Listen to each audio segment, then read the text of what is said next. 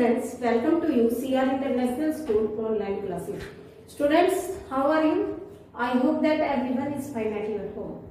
Now let us discuss about our chapter संघवाद, 10th class political science lesson 2 जिसका नाम है संघवाद। इसी को कंटिन्यू करते हुए आगे बढ़ते हैं। देखिए, अब हमने पढ़ा था कल कि संघवाद की मुख्य विशेषताएं क्या है और किस तरह से संघीय ढांचा जो है उसकी सफलता किस पर निर्भर करती है।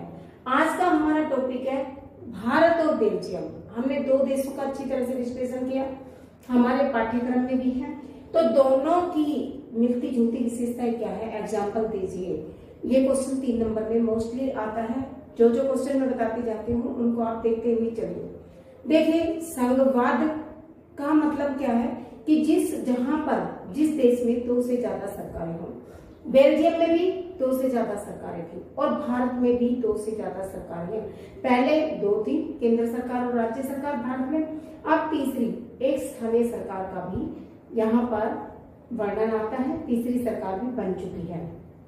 तो मिलती जुलती दोनों देशों की विशेषताओं को अगर हम देखें तो दोनों देश कौन कौन से, भारत भी और बेल्जियम भी, सबको साथ लेकर चलने वाले संघ है। सभी को जो भी देश इनके सब लोगों को साथ लेकर, सभी राज्यों को साथ लेकर चलने वाले संघ है दोनों, भारत भी और बेल्जियम भी।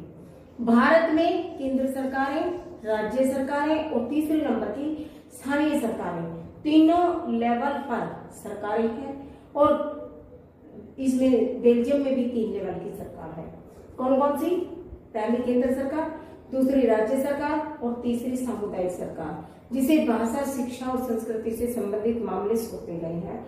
और भारत में जो तीसरे स्तर की सरकार है वो गांव में और नगर पालिकाओं में है। उसे भी गांव से संबंधित मुद्दों को उनके अधिकार क्षेत्रों में काम करने का अधिकार है।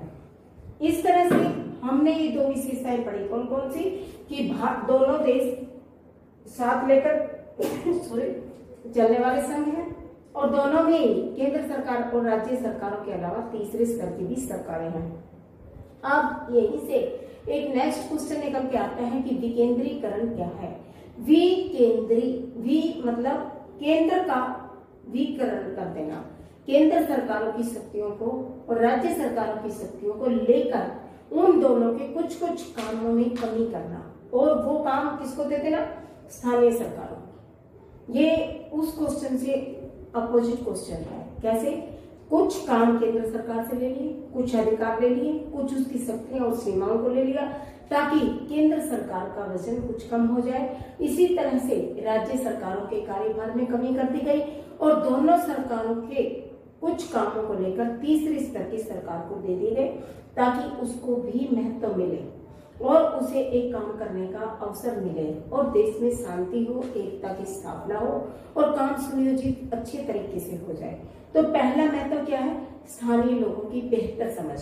ये देखकर किया गया कि जो स्थानीय लेवल की सरकारें होती हैं, गांव में ग्राम पंचायतें होती हैं, नगर पालिकाएं होती हैं, तो उनमें वहां के जो लोग हैं, गांव में है, किसी क्षेत्र में रहते हैं, तो गांव के लोगों को एक दिल्ली का नेता जाकर तो ज्यादा अच्छी तरह से नहीं जानता ना, तो वो उसके बारे में क्या बताएगा। गांव के जो मुख्य नेता हैं उनको वहां की समस्याओं का पता होता है कि किस विषय पर कौन सी बात करनी है, कहाँ बोलना है और कहाँ पैसा लगाना है और कहाँ खर्च करना है। गांव के लोगों की डिमांड क्या है, किस तरह से वो एक दूसरे को जानते होते हैं, उन्हीं के बीच में से लोग होते हैं। गांव छोटे, ज्यादा से ज्यादा 2000, 3000, 5000 तक की संख्या के लोग होंगे, तो उनको आपस में एक दूसरे से 500 से लेकर 1000, 2000 संख्या तक के लोगों को आपस में जान पहचान होती है। इसलिए पहला विकेंद्रीकरण की पहला मुद्दा, पहली सोच ये थी कि स्थानीय लोगों की बेहतर समझ होती है, इसलिए उन्हीं के बीच में विकेंद्रीकरण कर दिया जाए।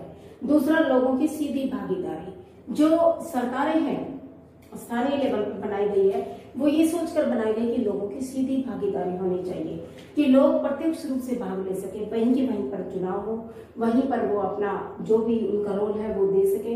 ये मतलब दिल्ली या राज्यों में जाना उनके लिए मुनासिब नहीं होता।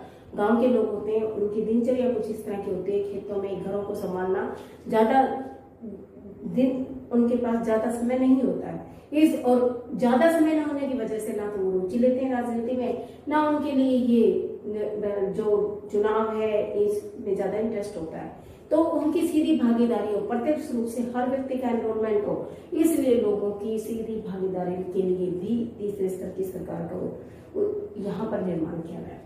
लोकतंत्र की नींव नागरिक और नेताओं के लिए ये जो लोकतंत्र है उसकी मजबूती मिलती है बेहतर समझ के साथ साथ स्थानीय लोगों की सीधी भागीदारी के साथ साथ। तीसरा पॉइंट है लोकतंत्र की नींव को मजबूत मिलती है।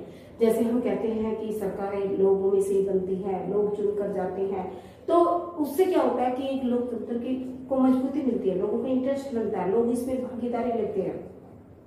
इंटरेस्ट लेंगे, भागीदारी लेंगे तो उनको ये लगेगा कि हाँ भाई राजनीति हमारे लिए है, हमें इसमें कोई चीज गलत हो रही है उसका विरोध करना है, हमने बोलना है। जब इंटरेस्ट नहीं होगा तो उसके भाव कुछ भी होता है वो वहां तक पहुंचेगा ही नहीं। लेकिन इंटरेस्ट लेंगे, उसमें वो इन्वॉल्व होंगे तो उनके लिए लोकतंत्र की नींव मजबूत होती है। 18 साल से ऊपर के जो भी वयस्क बच्चे होते हैं या जो भी हमारे देश के नागरिक हैं वो उसमें प्रशिक्षण केंद्र में आ जाते हैं, उनको पता लग जाता है कि किस तरह से खड़ा होना है, कैसे चुनाव लड़ने हैं, कि किस तरह की क्या क्या हमारे अधिकार है, क्या कर्तव्य है। तो इस तरह से ये नेताओं के लिए प्रशिक्षण का केंद्र है। जो आज एकदम से तो बड़ा नेता नहीं बन जाता, एक दो छोटे चुनाव भी लड़ेगा, राजनीतिक दल भी बनाएंगे, पार्टियां भी बनाएंगे, तो उनके लिए उनके गांव से ही एक तरह से ट्रेनिंग सेंटर के रूप में उभर कर आते हैं। उसके बाद केंद्र सरकार के कार्यभार में कमी। जो केंद्र सरकार है उसका कुछ काम बोझ हल्का हो जाता है, क्यों? कुछ काम उसका राज्य सरकारों को दे दिया गया और राज्य सरकारों से भी लेकर कुछ काम इसको स्थानीय सरकार को दे दिया गया। तो क्या होता है, एक सरकार अकेले देश से संबंधित इतने मुद्दे होते हैं, सबको देखे, सबको समझे, सबके अधिकारों की सोचे। उसके पास अनेकों काम वैसे भी होते हैं, विदेशी, प्रतिरक्षा या कर से संबंधित बहुत सारे अनेक मामले होते हैं। उसके अलावा वो देश के आंतरिक मसलों पर भी लगी रहे तो उसका ध्यान भटकता है, इसलिए उसके कार्यभार में कमी करके उसे थोड़ा सा रिलैक्स देने की कोशिश की गई है और स्थानीय सरकार को थोड़े सा मजबूती देने की कोशिश की गई है। ये विकेंद्रीकरण कहलाता है। एक दूसरे के कामों को एक चल है देश ही और सरकारें ही, लेकिन चलता किसके? तीनों सरकारों के सहयोग से। महिलाओं का सशक्तिकरण, देखिए समाज में महिलाओं की धीरे धीरे स्थान एक प्रमुखता की तरफ बढ़ रहा है, हर फील्ड में लेडीज काम कर रही हैं। तो महिलाओं को एक सशक्तिकरण, एक मजबूती देने के लिए उनको राजनीति में भी उतारा जाए, इसके लिए 1/3 स्थान उनके लिए हर जगह पर निश्चित कर दिए गए। आरक्षण दिया गया है, रोजगारों में तो दिया जाता था, पढ़ाई में भी दिया जाता था, अब स्थानीय जो सरकारें उनमें भी मिलने लगा है। ग्राम पंचायतें हैं, नगर पालिकाएं, जहां भी वो खड़ी होना चाहती है 1/3 पद उनके लिए सुरक्षित रख दिए गए। वो रिजर्व सीटें होती है जिस पर महिलाएं खड़ी होकर चुनाव लड़ सकती हैं। तो ऐसा क्यों किया गया? क्योंकि उससे क्या होता है कि महिलाएं अपने गांव से बाहर तो लड़ने के लिए बहुत कम लोग विलिंग होते हैं। अपने गांव में रहते हुए, अपनों की सेफ्टी में रहते हुए वो राजनीति में इंटरेस्ट ले सकते हैं अगर किसी का रुझान है तो, परिवार वाले उसे सहयोग देते हैं तो। इस तरह से ये आपके कुछ पॉइंट थे जो विकेंद्रीकरण को बढ़ावा देते हैं, विकेंद्रीकरण में सरकारों की मदद करते हैं। एक क्वेश्चन यहीं से उठता है कि 1992 में एक संविधान में संशोधन हुआ था। कब हुआ था? जब स्थानीय सरकारें बनी थी। तो उस संशोधन का क्या फायदा हुआ और वो क्या था?